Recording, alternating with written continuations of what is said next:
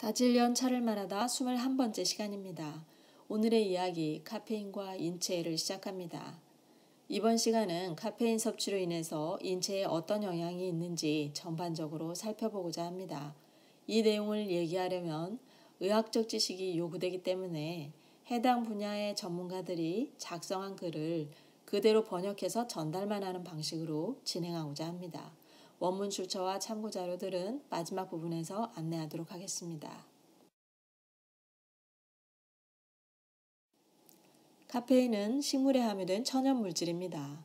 커피 원두나 차잎이 대표적인 카페인 함유 식물인데 그거 말고도 콜라 열매나 카카오 껍질 같은 식물에도 카페인이 들어있습니다. 카페인은 음료나 식품에 다양하게 이용이 되고 약국에서 약을 처방할 때 포함되기도 합니다. 천연물질에서 추출해서 사용하기도 하지만 화학적으로 합성해서 사용하기도 합니다. 카페인을 적당량 섭취하면 인체에 장점으로 작용할 수 있고 또 매일같이 일정한 양의 카페인을 섭취하는 경우 내성이 생겨서 보통의 경우보다 부작용을 덜 겪을 수가 있습니다. 그런데 이 내성의 수준은 나이나 체격 조건 등에 따라서 개인차가 있습니다. 일반적으로는 과다한 양을 섭취하거나 갑작스럽게 평소 섭취해오던 카페인을 중단했을 경우에 여러 가지 부작용이 유발됩니다.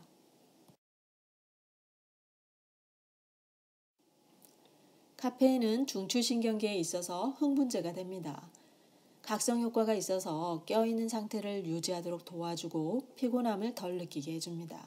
이런 작용 때문에 졸음 방지를 위한 처방약으로도 활용이 됩니다. 과도한 양의 카페인을 섭취했을 때는 두통이 올 수 있고 불안한 심리가 높아지기도 하고 불면증으로 깊은 잠을 자지 못할 수도 있습니다. 하지만 거꾸로 계속 섭취해오던 카페인을 갑자기 중단하는 경우에도 부작용이 생깁니다. 불안감이 증가하고 흥분 상태가 고조되고 졸음이 올 수 있습니다. 어떤 사람들은 손떨림 등 신체 일부가 떨리는 증세를 경험할 수도 있습니다.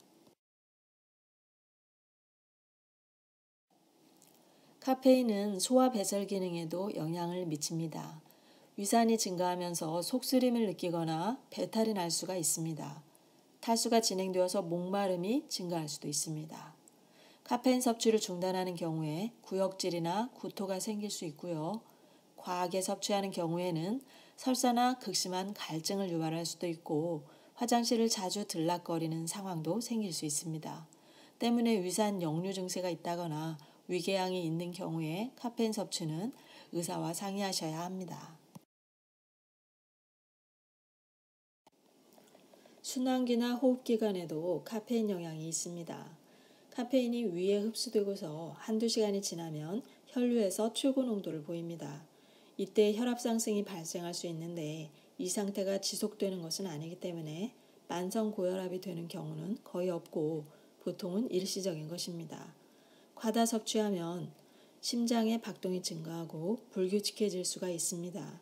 평소보다 숨이 차기도 합니다.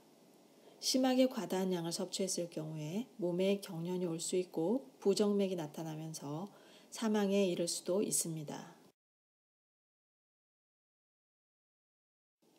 골격과 근육에도 영향이 미치는데 카페인을 과다 섭취하면 칼슘의 흡수와 대사가 방해받게 되어서 골다공증의 원인이 되기도 합니다.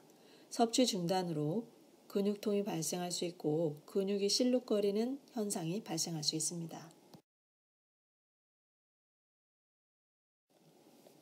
카페인이 혈액을 타고 흐르다가 태반에 도착할 텐데요. 여기서도 카페인은 자극제가 되기 때문에 태아의 심박수가 증가하고 신진대사가 높아질 수 있습니다. 이 외에도 유방의 통증이 느껴지는 섬유낭포성 질환이라고 하는 것의 발병 원인이 될 수도 있습니다. 과다 섭취하면 태아 성장이 지연되고 유산 위험이 증가하는 원인이 될 수 있습니다.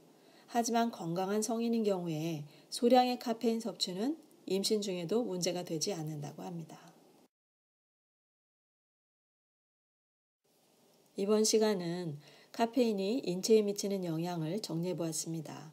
건강한 성인일 때 일일 400mg 이하가 권장량이고 600mg 이상 섭취는 과다한 양으로 본다는 점 기억해 두시면 좋겠습니다.